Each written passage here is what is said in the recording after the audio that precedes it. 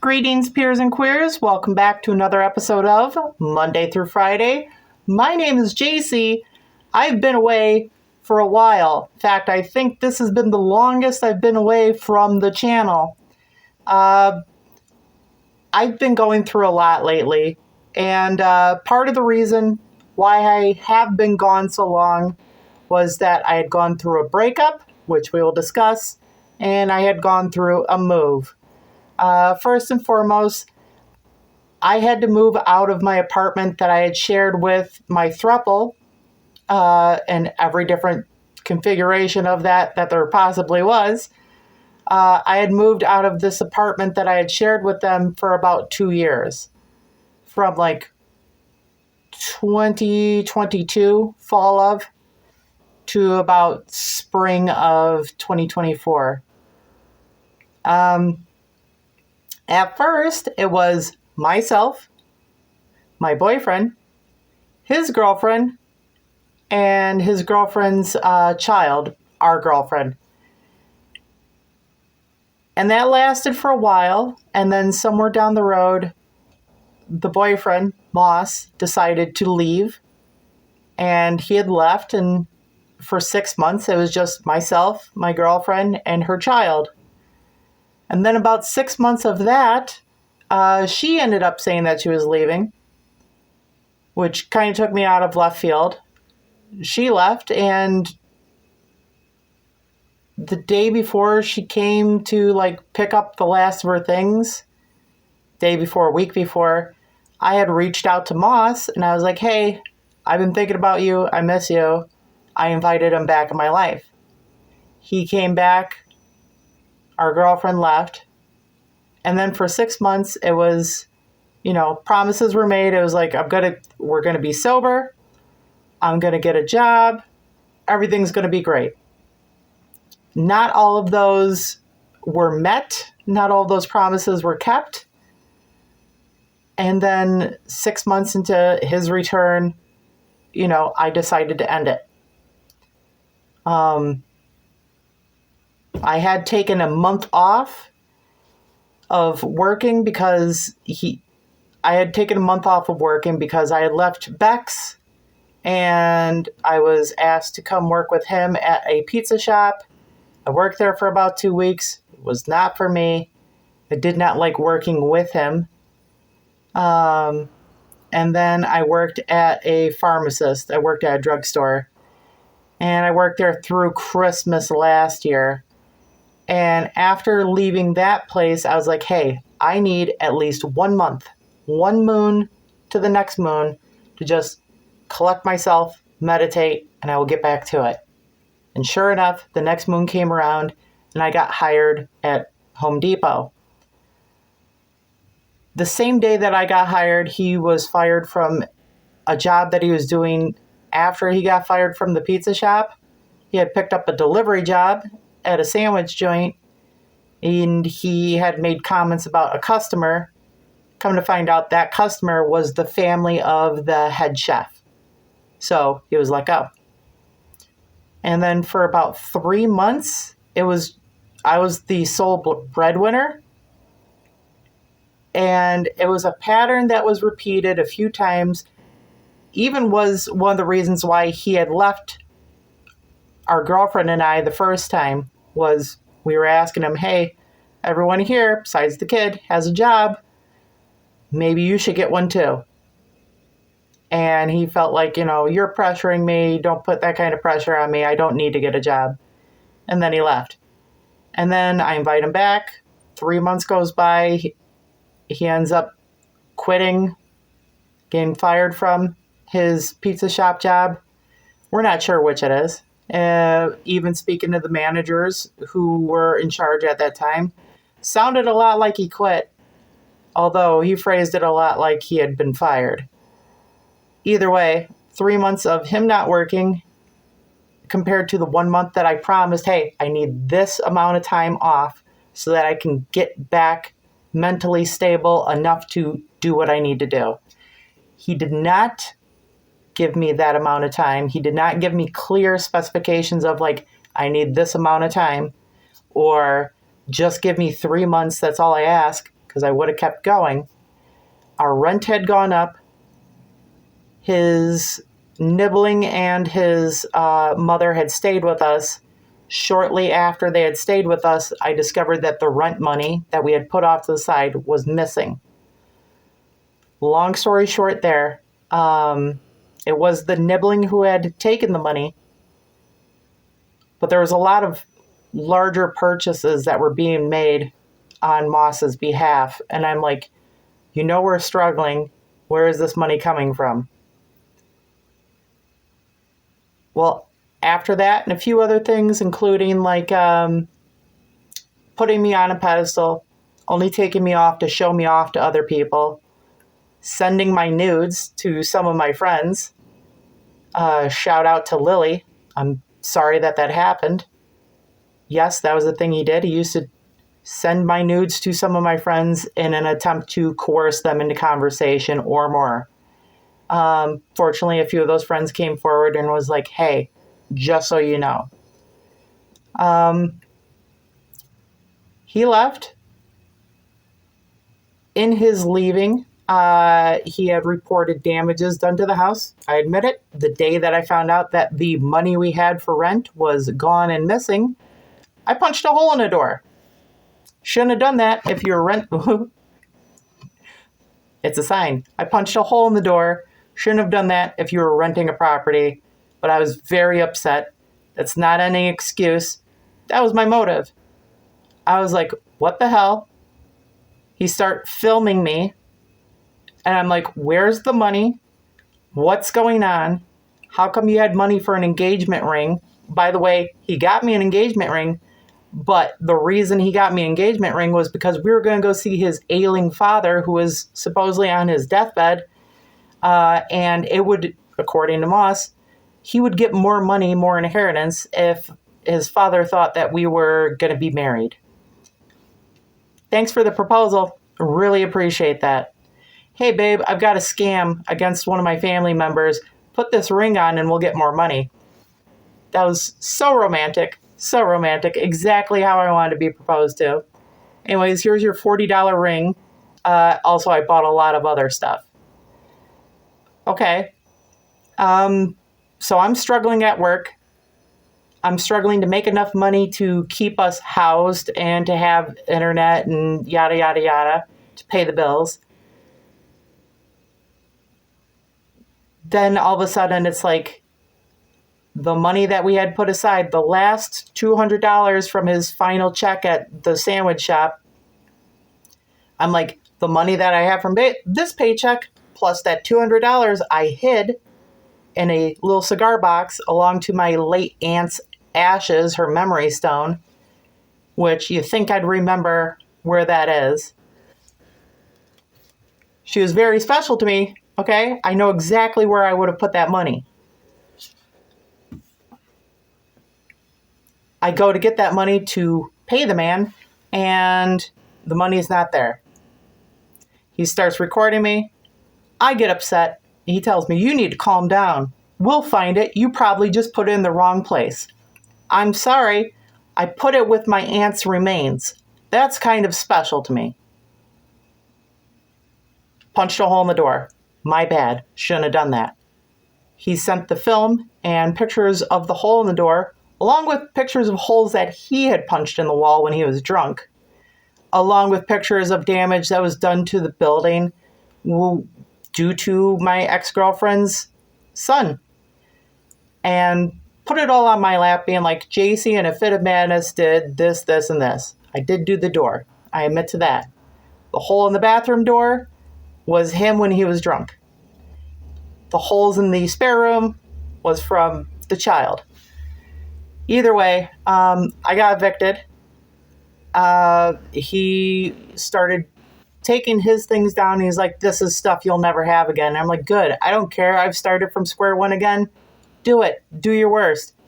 Then he started taking things like the rod for the curtains or the trash can, the hamper, and like the shower curtain rod and being like, well, I have a new home to furnish. Oh yeah, by the way, I haven't been working for 3 months, but because you broke up with me, I've got a high paying job. I'm making 4 figures a week. How do you like that? I'm like, that's a little bit like dumb for you to be saying. I'm like, where did you get this like magnificent job where you're making all this money? He's like, I'm working for Walmart now.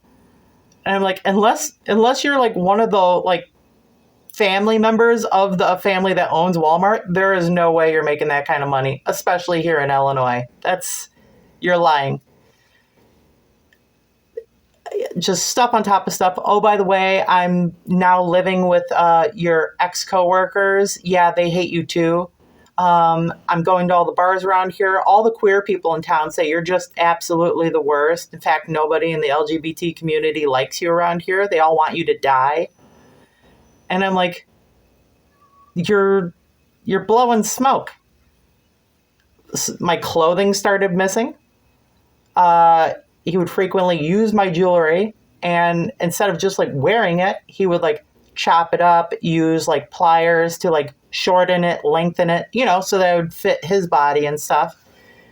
And yeah, he started like copycat dressing like me and going to places. And we did not look similar, but he kept like going to places wearing my makeup, my jewelry, my clothes. I had also bought him some new clothes. And supposedly all these places he's going to, mind you, while I'm at work, he was dragging my name through the mud.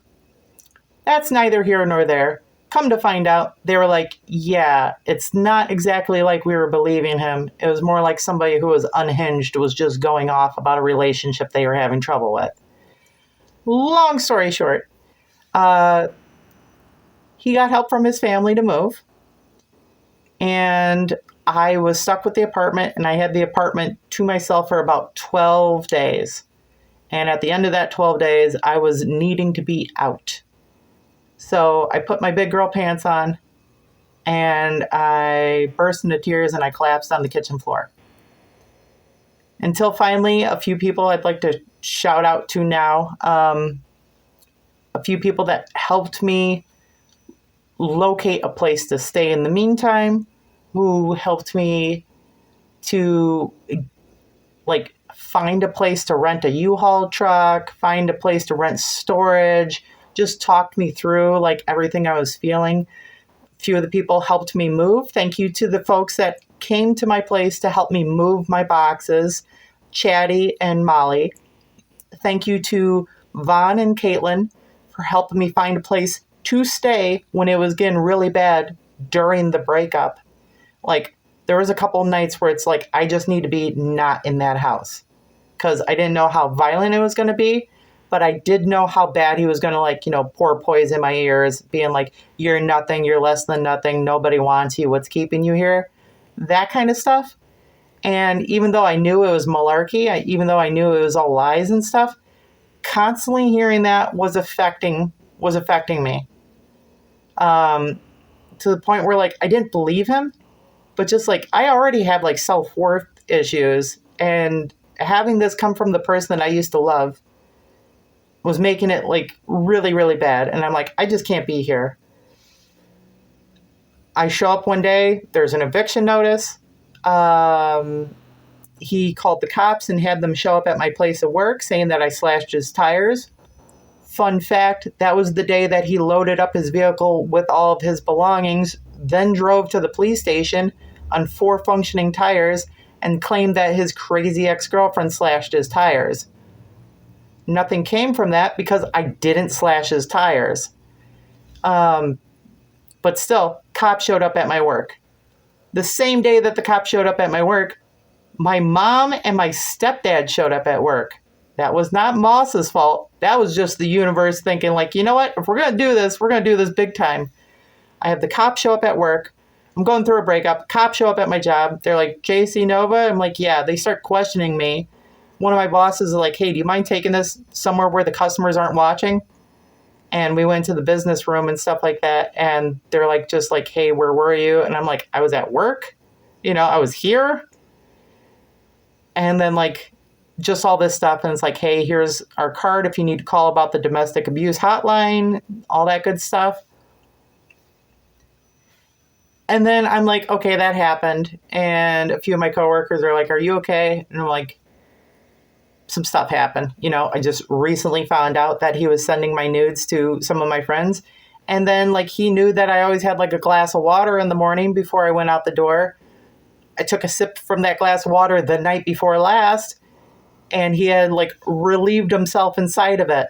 And it wasn't until after I was like, ew, what the hell is that I noticed that there was fluid in there besides the water, which just crazy nasty stuff like that.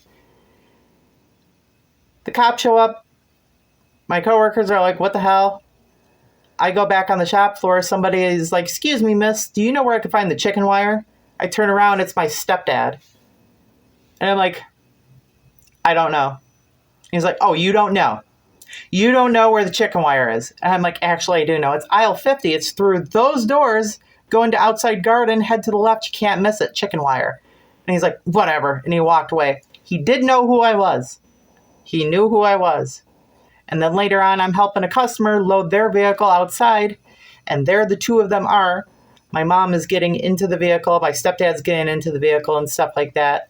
The customer I'm helping says, wow, it's really busy here today. I'm like, yeah, that usually happens, after Mother's Day. And they rode off. I did last week, I believe, because I just kept getting like message from the universe. Like, hey, someone's trying to reach out. Somebody wants to talk to you. I reached out to my mother. I didn't have her cell phone number anymore because that went with the last phone that I had lost. But I remembered the house phone number, called it, and I'm like, hey, hey, this is JC. And I had her on speakerphone because I was listening to YouTube videos and I just happened to have my speakers playing through my Bluetooth speaker and stuff so I could listen to videos. And then I'm like, I need to talk to her or at least reach out. I did. And she's like, I can't hear you. And I'm like, let me take you off speaker. I took her off speaker. I'm like, hi, this is JC. And she's like, who? And I'm like, Mom, this is your daughter, JC. And then she's like, oh, okay. And then I hear her go into another room because obviously she's got to be away from everyone else lest she gets in trouble for talking to me. And she's like, are you okay? I'm like, yeah, I'm okay. This was just a week ago. I've been in my new place for about a month, maybe a month and a half. Are you okay? Yes. Are you healthy? I'm not dying. Where are you living now? And I'm like, I'm living in this town, such and such. I'm like, I have an apartment by myself now. And then she's like, I'm not going to lie, this is pretty overwhelming. I wasn't expecting to talk to you. And I'm like, I will make this easy on you. Do you have pen and paper? She's like, well, give me a second. She gets pen and paper. I'm like, this is my cell phone number. ... Whenever you want to reach out to me, shoot me a text. I usually answer text messages because a lot of times I'm away from my phone. I'm working 2 jobs now. But I will respond to your text message and then we could put time aside ahead of time to like have a conversation. I haven't heard back from her yet, but it's still probably too soon and she needs to think about that or think about what she's going to say. So I did finally move. And thank you again to my friend Caitlin for posting me up for a little while. She's like, hey, my landlord is getting ready to open up the apartment next door to me for rent. Why don't you talk to him? I did. And he's like, yeah, it should be ready by July 1st. And I'm like, is there any chance that you can rent to me? And we went back and forth for a few days, about 18 days. And eventually, I signed the lease. And I'm living next door to my friend. So Moss and I had broken up. I've taken down a few videos where I talked about him. And this is going to be probably the last video that I talk about him. And usually whenever I do talk about him, I get a message from him take this down. That's slander. I'm going to sue you. Here's the thing. Moss isn't his real name. This is a private YouTube channel that I've posted on the public. I can talk about my experiences, and I'm not incriminating him in anything. These are things that actually happened. But moving was a huge goal of mine. The breakup was, it was kind of there. I kind of saw it coming over the horizon, just the way things were going. But I was like, I'll give them another chance. I'll give them another chance. Finally, I was like, I'm done. I'm like, I'm breaking up with you. Hard limit. I'm done. I'm not going to stress about this anymore. We're over. He did the retaliation thing. I moved on. And now I've moved into this new place. It's location-wise to where I work. It used to take me like 11 minutes to get to work by bike. Now it takes me half an hour to get to work by bike.